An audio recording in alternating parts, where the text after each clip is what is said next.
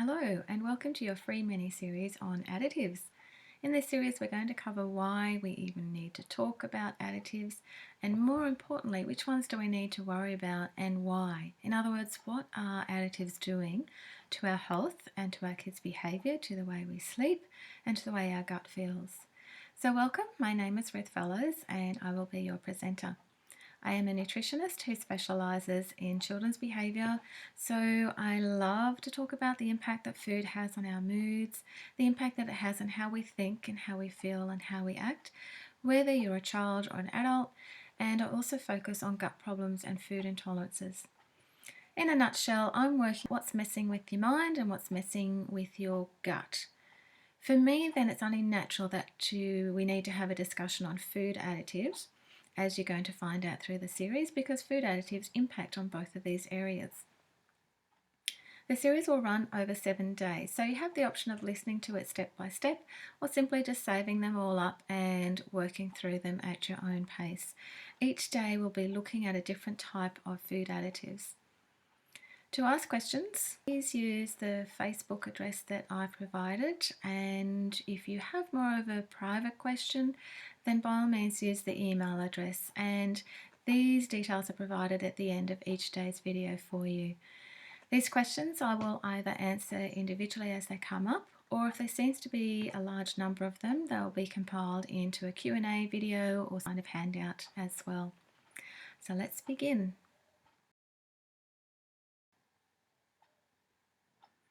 Firstly, why should we have this conversation about food additives? Why should we care about them? The food standards in Australia and New Zealand have no problems with food additives and keep allowing more and more of them being approved to come into our food supply. And unlike other countries, we don't have any warning messages on the food that we buy saying that a certain additive may be problematic. You may have noticed that building a healthy diet is not as simple as it used to be. We have heaps of discussion about the sugar content, the fat content, the salt content, whether it's a superfood or not, whether it's raw or vegan or vegetarian friendly. So today, building a healthy diet has lots of pieces of the puzzle to do it. It's not as simple as what it used to be. Buy some food, eat it, done. All of these pieces that I've just mentioned, the fat, the salt and so on, they're all pieces to a puzzle. And another piece to add to that puzzle is a discussion on food additives, because it is in such huge numbers in both in quantity and in the types of foods that food additives are now in. The main reason why it's such a problem and why we need to talk about it is because our healthy foods are actually no longer healthy. Bread, juice, muesli bars, yogurt and so on have all been played around with by manufacturers, and that means that they are not the same as what they used to be. In 1982 we knew that there were 350 food additives being approved for use in our food supply. That number will have increased by now. Of that 350, 60 of them are questionable. 50 in particular are commonly associated with adverse reactions, which means that the vast majority of people are probably going to have a problem with these additives. Of that 60, 25 of them are carcinogenic, and these are largely banned and not allowed for use in our food supply in other countries. When you total up the number of food additives in our food and the vast number of foods that food additives are in, it means that the average adult is eating around about 5 kilos of artificial chemicals through their food.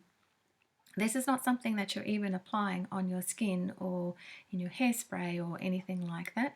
We are eating 5 kilos of artificial chemicals. Chemicals that have no benefit and no purpose and are certainly not enhancing our mood or gut health.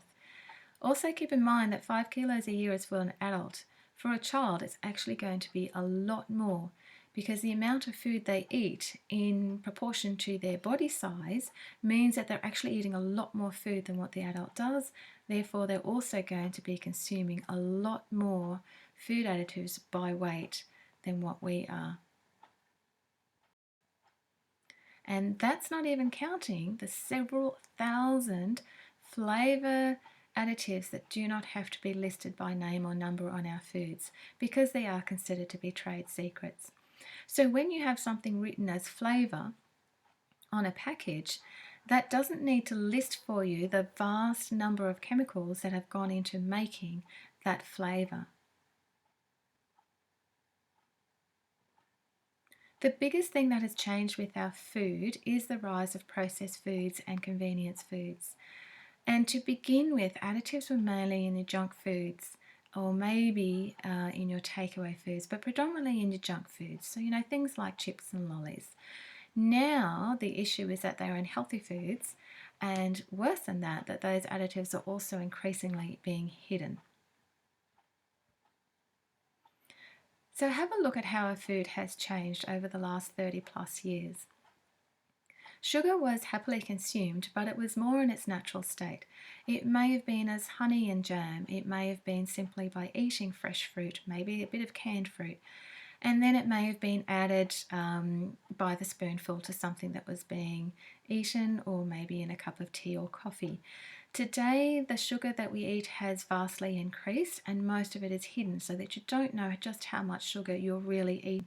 We may not be adding sugar to our foods, but it's in our processed foods, and it's a highly refined form as well.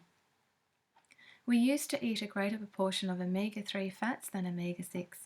Omega-3 fats have enormous benefits to brain function, to mood health, to energy, and to heart health. Today, we are largely eating omega-6 fats, which are predominantly coming from our processed fats in our processed foods. We used to eat more fibrous foods, fruit and vegetables. Now we have hardly any fibre because we hardly eat any vegetables. All the statistics that come through from the government agencies that research this kind of information consistently show how little we eat vegetables today in Australia. We are more likely to favour fruit. Dairy products used to be quite sour and very limited. We had buttermilk and we had yogurt, and that was pretty much it, apart from, of course, cheese and milk. Now we have a high consumption of processed dairy foods, custards, different flavours and brands and options for yogurt, different types of cheeses, different types of milks, and so on and so on. And this is a big part of our diet today. We used to be more of a protein-based consuming community. Now we are eating a lot of carbohydrates. So cakes, biscuits, crackers, rice, pasta, potato-based meals, these are massive in our regular diet. We used to eat more animal fats, now we eat more trans fats. Trans fats are basically a synthetic hybridized version of a healthy fat, so they have no benefit in our body. 50 years ago, the humble ham and cheese toastie would have one additive, and that was just in the ham. Today, that same sandwich is looking very different. A lot more processed, and therefore a lot more additives, preservatives, flavour enhancers, antioxidant, colour coming into one simple sandwich. And that's being made at home. In this series, I'm going to focus on what these changes mean, particularly for our children. Because the food you grew up with is probably not the same as the food that your children now eat. First, I need to clarify the difference between food intolerances and food allergies. Because what I'm talking about throughout this series is intolerances to the chemicals, not an allergy. There is a lot of confusion about the difference. When we talk about reactions to food additives, we are talking about intolerance to the chemicals being used. An allergy is very quick and it's largely to the proteins in foods. It'll cause itching, rashes, swelling, breathing. It's still considered relatively rare and it's largely confined to young children that it'll occur in. It's really obvious that it's happening, and you also are easily able to confirm it by lab tests. So as most of you already know, allergies are going to be the protein in common foods such as peanuts, tree nuts, cow's milk, and so on. Contact with the food can be life-threatening and bring on an anaphylactic reaction, usually within minutes of exposure. So it's dramatic, it's noticeable, easily associated to something that has just been consumed. But when we talk about intolerances, this is where it gets tricky. An intolerance is a delayed reaction to chemicals in food, whether those chemicals are artificial, so they've been added in by a manufacturer, or they are naturally present in the food. You may actually still get some of the symptoms of allergies. There may be some itchiness, some sinus, and so on. But you have, in addition to that, behavior changes. There may be headaches and stomach pains and bowel problems.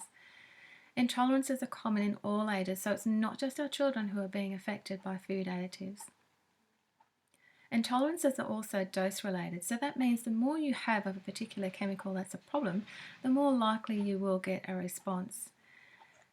This is what makes it hard, is because the reaction is delayed and it takes time. It takes hours, it takes days, sometimes weeks before you get a reaction. And so it's hard to associate what you're thinking and feeling and how things are going for you to something that you've eaten. And this is what makes working out food intolerances so tricky, especially when we're talking about food additives, that there is that delayed response. The other tricky thing is that not all chemicals will be a problem for everyone. You will have an intolerance to not necessarily every single food additive that's in existence, but there will be a handful or a select few that are going to be the problem. And even if you have an issue with it, you may still be able to eat that additive because a small amount is something that you're more able to process well and therefore not have a reaction to.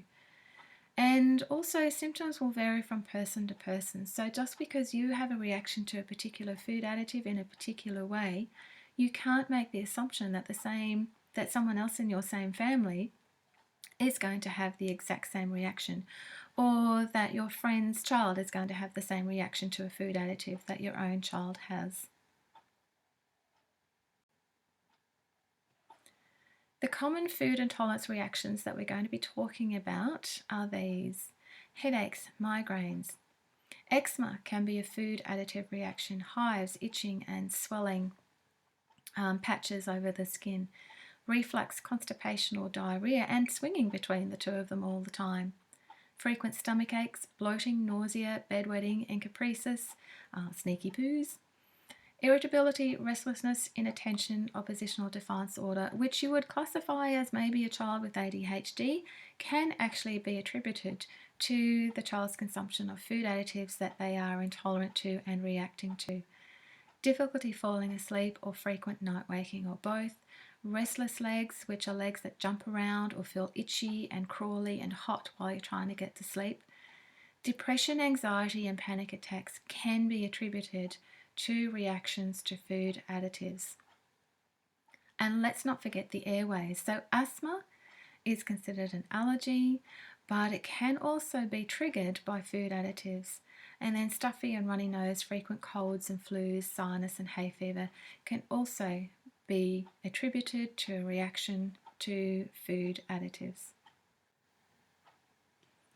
So these are the ones that we're going to be talking about through this series: colours, flavours, 5 groups of preservatives, antioxidants, the bad kinds, MSG and flavour enhancers, artificial sweeteners and glutamates.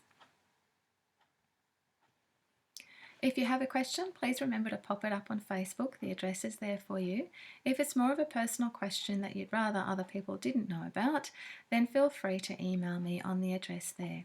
So that's the end of your first day, and the next day, tomorrow, we will be looking at the colours. See you there.